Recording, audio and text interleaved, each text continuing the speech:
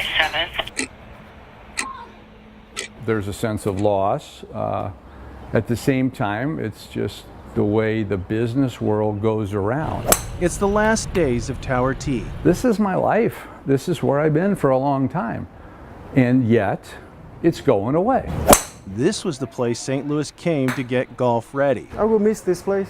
This golfing landmark in Afton will soon be a new subdivision. 300 plus home facilities are going to occupy this. Hi guys. For more than 50 years, this driving range has been part of the community. Well, I moved here out of the city back in '69 and grew up right there. I used to play in the creek behind here and take these golf balls as kids. Steve Lotz, the owner of this range, says the closing hasn't really sunk in yet. You know, it's kind of like when you're in the middle of a fight, you're not really thinking about the fight, you think about it after it's over. You know, I got knocked out or I knocked that guy out, you know, so I'll have time to reflect. Since Tower T opened in 1963, the Lotz family has owned and operated it. There you go. But the family has never owned the property the driving range sits on.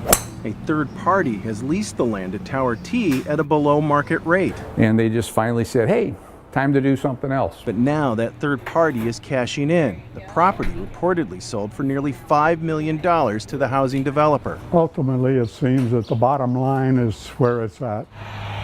If you look around the nearby neighborhoods, you can see signs trying to save the range. I just think they're ruining a piece of history.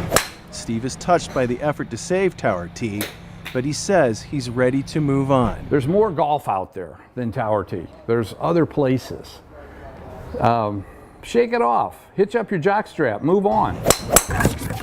In Afton, Missouri, There's nothing lasts forever, I guess. And this is the perfect example. Wade Smith, Fox 2 News.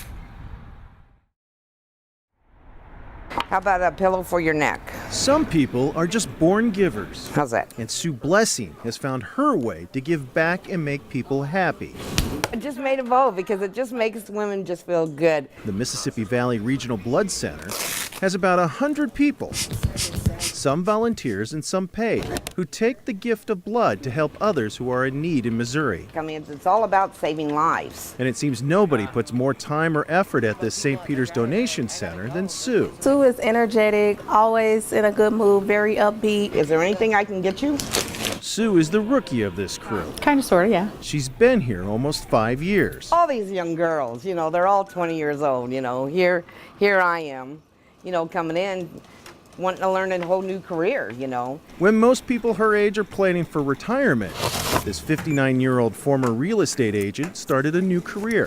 One day I'm a real estate agent, and the next day I wake up and here I am. And for all those souls Sue has helped, No greater gift than helping other people. the first one is the reason she's still working hard today. First person that I truly understood what this was how this all worked was my husband. It was 5 years ago that Sue's husband, Carl, was diagnosed with leukemia. Your whole life changed. Carl's outlook was not good. It was touch and go. Her husband was dying. The doctors sent me home 3 times, told us to get our affairs in order. Relying on the kindness of doctors and donors, that's when Sue made a deal with God. Get us through this to where, you know, he will be okay and live the rest of his life well, and I will go do this for a living. And that's when Sue says her prayers were answered. My husband's a miracle. I feel like I'm cured. I don't feel like I don't have anything that restricts me in any ways. Both of them are convinced that if it wasn't for love and prayer, Oh, absolutely. they wouldn't be sharing a night like this together. I think that's what saved me, really, because I had so many things wrong with me. I don't really think I should have came out of it. There is a verse on the wall that is a daily reminder about how precious life is. Do not worry about tomorrow, for tomorrow will worry about itself. Each day has enough trouble of its own. I cherish every day that we have together. And we have a good life and have a lot of fun, and we're going to continue that. And we've been coming in here over, 30 years? Over 30 years. If art is in the eye of the beholder, then Homer Simpson would call this shop a masterpiece. It really is special. A dozen cinnamon? Sure. Before there was Dunkin' and before there was Krispy Kreme, there was Mr. Donut. It was the place with the tasty donuts and the world's greatest coffee.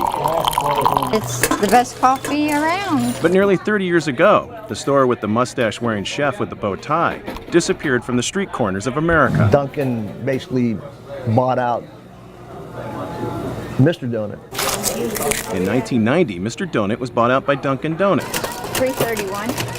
And all the stores switched over except for a handful of Mr. Donut shops. You just don't see places like this much. And nearly 30 years later, all the Mr. Donut shops are history, except for this store owned by Cesar Blanco in Godfrey, Illinois. I found out through, what do you call them, bloggers or whatever. He says, do you know you're the last Mr. Donut left in the United States? I'm like, what? No, I didn't know that, you know. Cesar and many of his local customers say the notoriety is nice, but the reason for this store's success is The people and the coffee. I guess it's the community, you know what I mean? Really, honestly, you know. It's very special.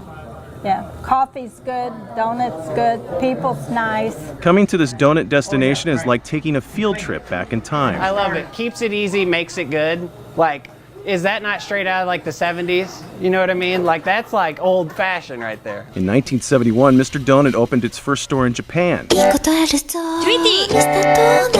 Mr. Donut is one of the largest donut chains in the world, with nearly 6,000 shops worldwide. We was in Jamaica, they had a Mr. Donut. So if you want to find one of the most popular donut shops in the world, It's definitely like a cult classic. there's only one place in the States you can find a Mr. Donut. Yeah, it is. And that's right here in Godfrey, Illinois.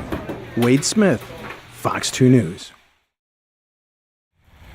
As soon as you hit the door, it's very, very strong. Most of us will spend a lifetime trying to avoid the stinky stuff, It definitely smelled when you walked in. It definitely stinks. It stinks, yeah. which is why it was unusual to see hundreds of people stand in line at the Missouri Botanical Gardens to catch a toxic smelling whiff. It does smell like rotting meat. Flower that smells like dead people.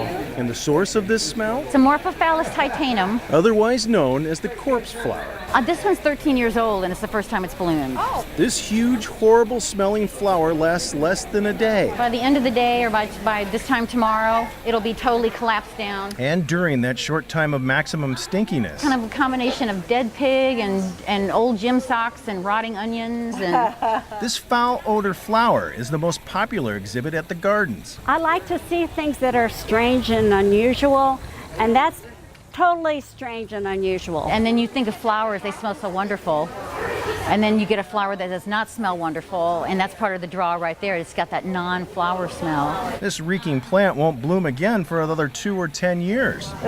So for many, they see this as the one and only chance to see and smell the funky flower. So you might as well enjoy the stink and the beauty at the same time. At the gardens. Yeah, they're coming to see this, not the roses. Wade Smith, Fox 2 News.